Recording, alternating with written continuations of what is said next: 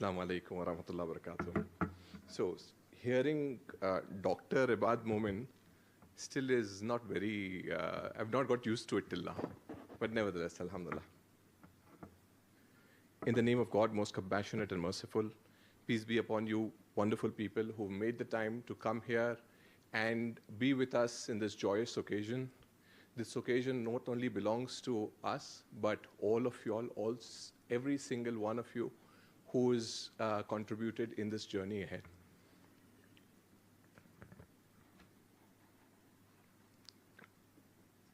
Ultimate gratitude to the Almighty for bringing Rehbar to where it is today. We can't thank Him enough. Alhamdulillah Rabbil Alameen. Congratulations to the team.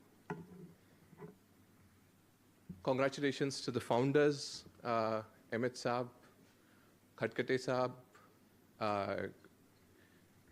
Sharif Sahab, the team of Rehbar, the executive team. I give you a lot of flank in a lot of situations, but today I'll give you a pat on the back, alhamdulillah, for a job very well done. All the shareholders, alhamdulillah. And lastly, but most importantly, all investors of ours who've helped us in this journey to get here. And I'll come to you and I'll say this with tremendous gratitude, because without y'all we wouldn't have been here. And I'll explain to you in my presentation why I say that, right? Although Azhar did significant justice to how he introduced me, but let me just give you a little bit of perspective of how I came to Bangalore and how I came to Rehbar, right? So I finished off my PhD, alhamdulillah, I'll go a little further back. So I was in this dirty world of conventional finance, worked in the Middle East for 10 years. Then Allah subhanahu wa ta'ala gave me hidayat to go and study Islamic finance. And that's where my life changed, right?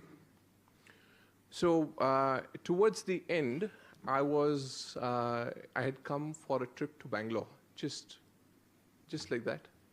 I came across a wonderful gentleman, her cousin, Firoz Saab, alhamdulillah, who took me to Lifeline Foundation. I don't know. A lot of y'all know Lifeline Foundation, alhamdulillah. And that really shook me, right? You know what he told me? He said, "You're a fantastic kid. What do you want to do henceforth?" So I said, I'm on a sabbatical. I'll go back to Dubai and I'll start working again.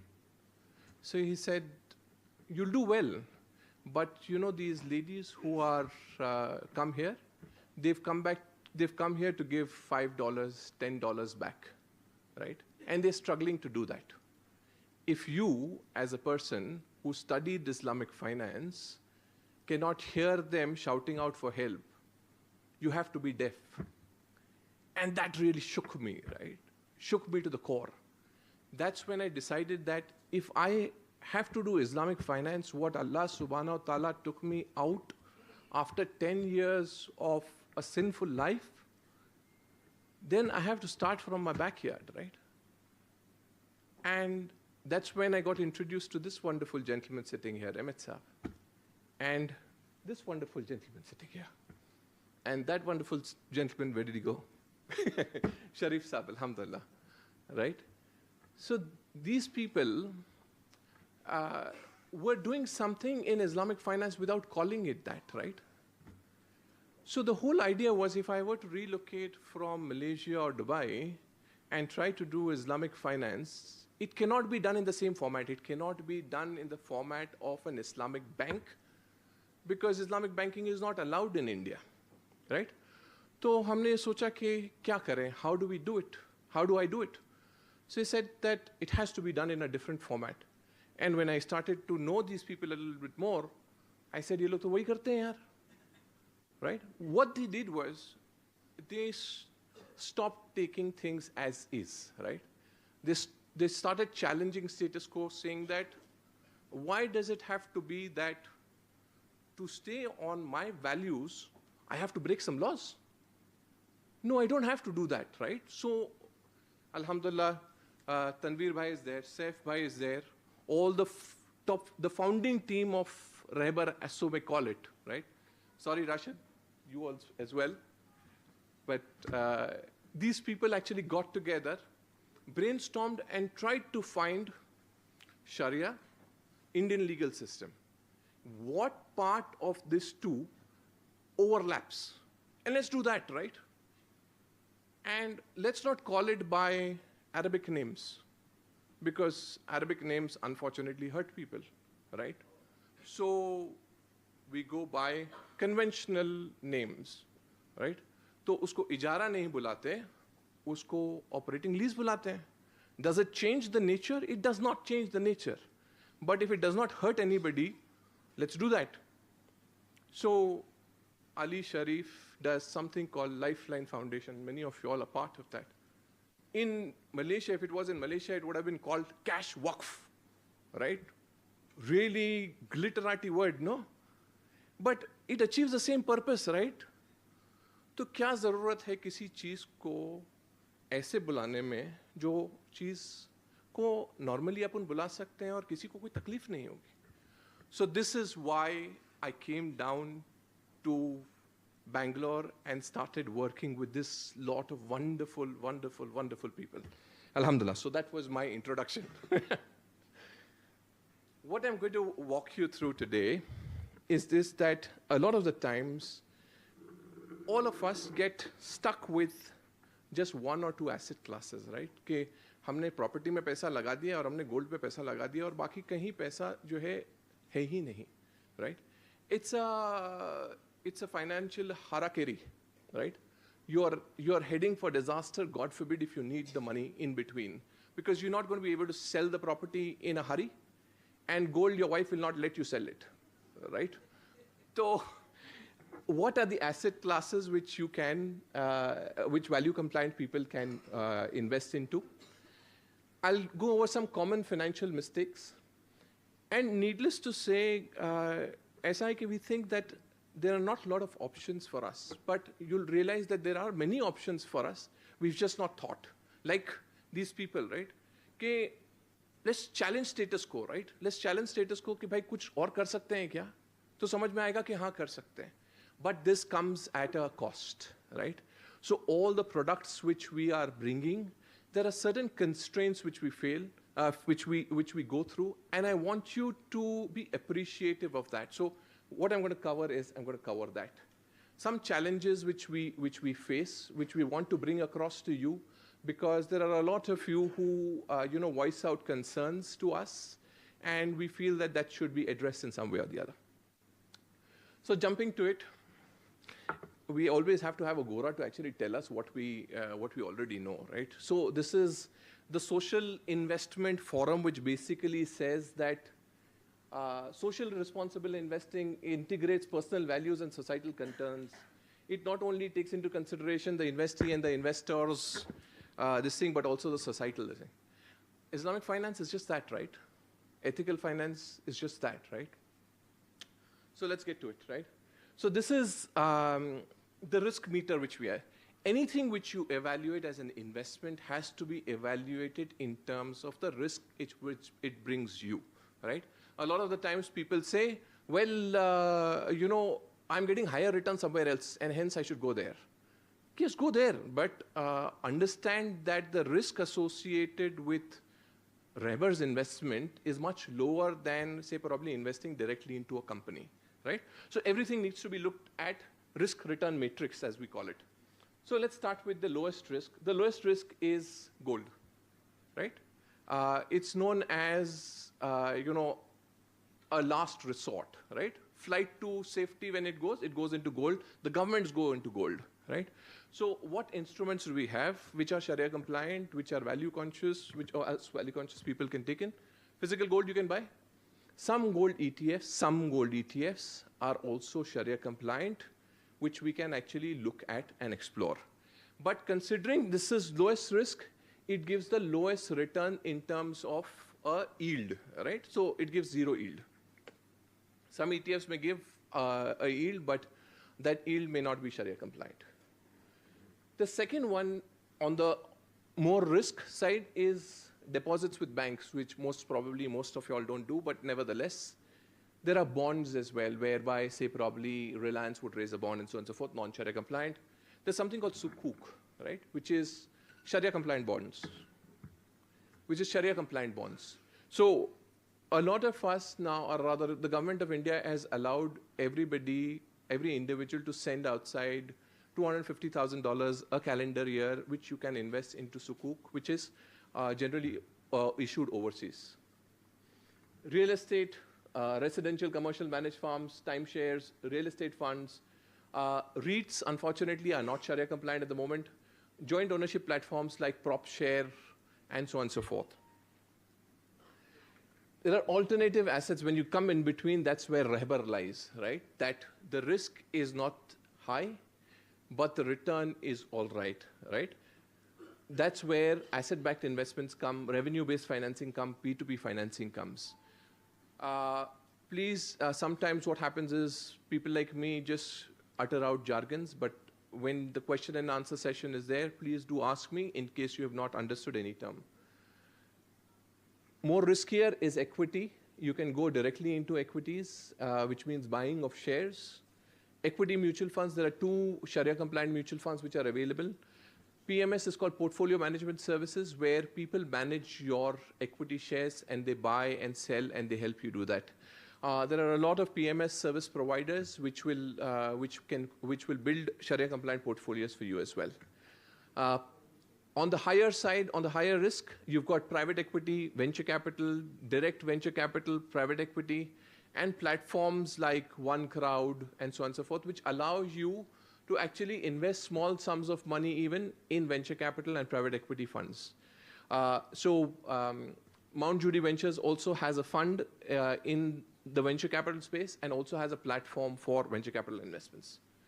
Lastly, the highest risk is derivatives, which means they leverage your, they will take gold, or they'll take any of these assets, and they'll leverage it 10 times, and they'll sell it.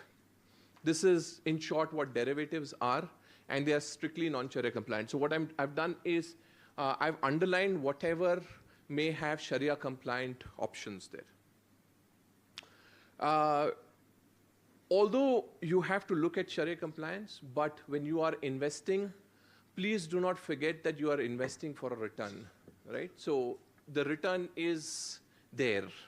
As much as Sharia compliance is there, return is also there. You should be pragmatic about what you are investing into. Few common mistakes which people follow is, one is ignorance. हाँ कर लेंगे कल परसों, procrastination.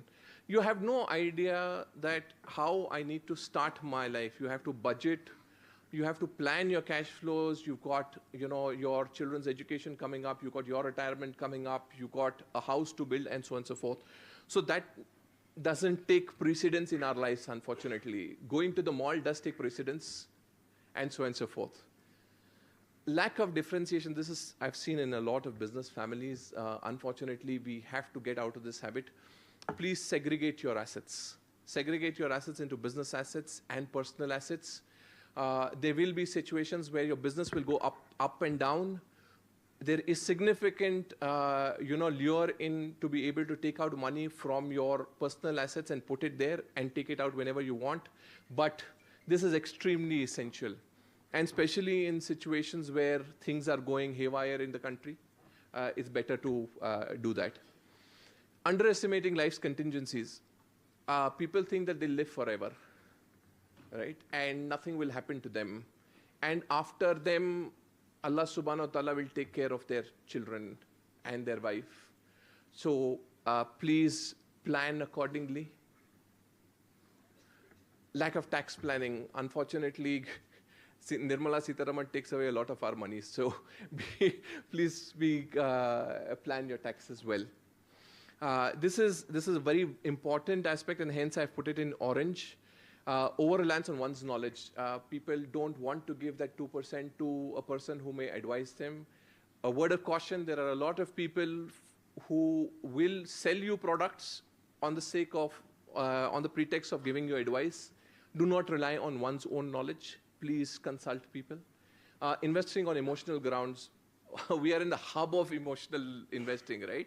So Bangalore, with the number of Ponzi schemes which are going around, which went around, thankfully they are lesser now. So don't invest just because somebody says it is halal or it is Sharia compliant. Please do your checks and balances before you invest. Herd mentality and fear of missing out. 40% return चला जाएगा, डाल दो IMA में, मत करिए. Right? Not understanding the risks, right? कि भाई यहाँ से मैं वहाँ जाऊँगा क्योंकि वो 1% ज़्यादा रिटर्न दे रहा है, नहीं करिए. It comes with its own risk. Understand the risks associated with it. Inflation is a silent killer of your returns. Please pay attention. Every year, 5% of your saving is going away. So invest your money. Allah subhanahu wa ta'ala has put in a direct tax on it, saying that you have to give away that 2.5% if you hoard that money. Not looking beyond traditional investments. Please look beyond. Just real estate, just gold will probably yield you nowhere. By God's grace, real estate has given phenomenal returns and generated significant wealth over the last 3-4 decades, but may not give that kind of return. So, diversify your exposure. रहने दो real estate में. कोई ये नहीं बोल रहा है कि real estate में से निकाल के पैसा रेबर में लगाओ या stocks में लगाओ. Diversify your exposure.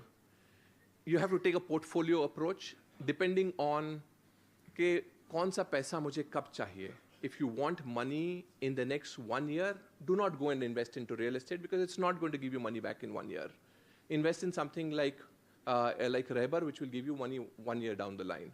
Do not invest into Mount Judy Ventures because Ebaad will not be able, or Ali will not be able to give you money back in 1 year. I'll leave it there, right? So these are. I'm taking the example of, as I was mentioning to you, there are certain constraints which we face, right? This I've taken from the perspective of a business, right? When we go and tell businesses that you should take money from us, they say, well, आपका rate क्या है? What is your cost of borrowing? Cost of financing? तो generally जो है, वो लोग बोलते हैं कि अच्छा मुझे बैंक से तो 9 से 15% में मिल रहा है, तुम लोग 18% क्यों चार्ज कर रहा, right? So let me explain to you what happens here. Bank को पैसा देने वाले कौन हैं, right? Institutions and investors हैं, जो डिपॉजिट रखते हैं, 7% उनको दिया जाता है. सेविंग अकाउंट में आप और हम पैसा रखते हैं, हमको 3.5% दिया जाता है. करंट अकाउंट पे हम लोग पैसे रखते हैं, हमको 0% दिया जाता है. बैंक्स जो है आरबीआई से भी बोरो कर सकती हैं, और अगर पैसा कम पड़ गया ना, कभी बहुत सारे लोग जाके बैंक के सामने खड़े हो गए कि पैसा हमको वापस कर दो, they can borrow from the interbank market also. Now, average this out, right? 7, 3.5, 0, 4, 6.5, right?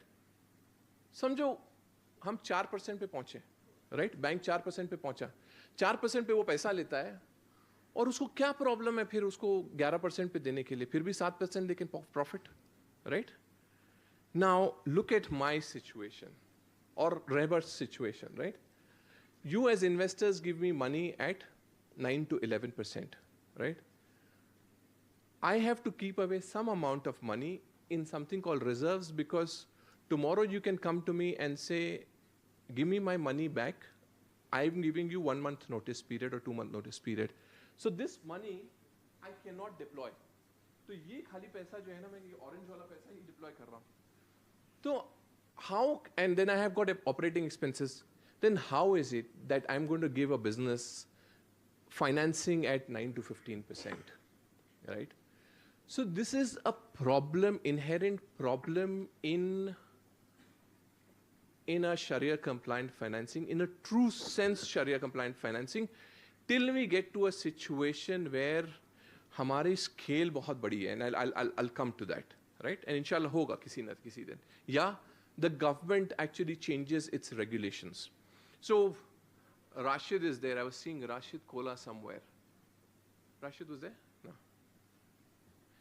So investee companies, please bear with me for a year or so, 2, probably 3. Now coming to investors, right? The closest we have to Reber is a bank. But in most situations, I'll not compare myself to a bank, I'll compare myself to a mutual fund, right?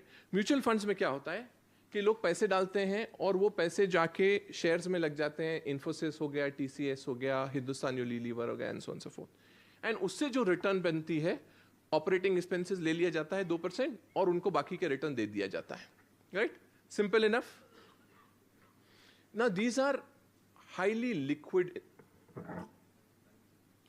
these are highly liquid instruments, which means that आज button दबाया, कल पैसे mutual fund के account में और आपके account में। But what is the case with me, right? When I give money to ID Fresh Food, I cannot press a button and say ID Fresh Food return my money, right? So I have to, these are illiquid assets, right? That means कि मुझे जो है 3 साल में अगर मैंने बोला है कि आपको 3 साल फंडिंग दूंगा तो 3 साल पहले मैं पैसा नहीं निकाल सकता, right? I have to find other ways of doing it. So what do I have to do? I have to create a reserve जो मुझको कोई पैसा नहीं देती, क्योंकि मेरे पास में कोई ऐसा इंस्ट्रूमेंट नहीं है जिसके अंदर मैं बटन दबा के पैसा निकाल सकूं। इसको बोला जाता है ओवरनाइट मार्केट और मनी मार्केट इंस्ट्रूमेंट। कोई भी शरिया कंप्लाइंट मनी मार्केट इंस्ट्रूमेंट्स आज के तारीख में नहीं है हमारे पास में। और खाली ये जो ऑरेंज पीस है इससे मुझे रिटर्न आती है। तो और मेरे ऑपरेटिंग एक्सपेंसेस है 2 से 3%, क्योंकि जब मैं आईडी फ्रेश फूड में डालता हूँ तो मुझे जाके चेक करना पड़ता है उनकी कंपनी कैसी है, पीसी मुस्तफ़ा अभी भी हैं कि नहीं, and stuff like that. Now how is it that I am going to give you a return above 9 to 11%, right? Now this is a typical problem which we face. The only way which I can bump up your return is making by good investments. The other thing which I can do is lower this operating expense of mine, right? मगर ये operating expense कब lower होगा मालूम है? जब अपना scale बढ़ेगा, हम 100 करोड़ से इंशाल्लाह 1000 करोड़ पहुंचेंगे, या even if we reach 500 crores, we'll be able to lower this and bump up the return by some amount, right? So what I want you to take away from this is this: if you are a company who's taking money from us, or you are an investor with us, be patient with us, right? Be a little patient with us. We are trying to find ways to be able to bump up the return, which will take its own sweet time, right?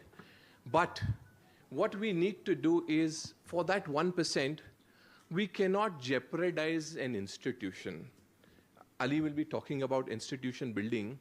We need these institutions, right? Today somebody will say, well, I don't need Reber. But at some point, inshallah, you'll require Reber, because your business will grow. And to grow the business, if you are value conscious, there is no other person who's going to fund you, right? So you'll require funding, you'll require ways of, deploying your money and so on and so forth. So be with us, help us build this institution bigger. And what we can commit to you is this, that we will try our best to lower this as much as possible. So alhamdulillah, thank you very much for patiently listening to me. Thank you very much. Assalamu alaikum wa rahmatullahi wa barakatuh.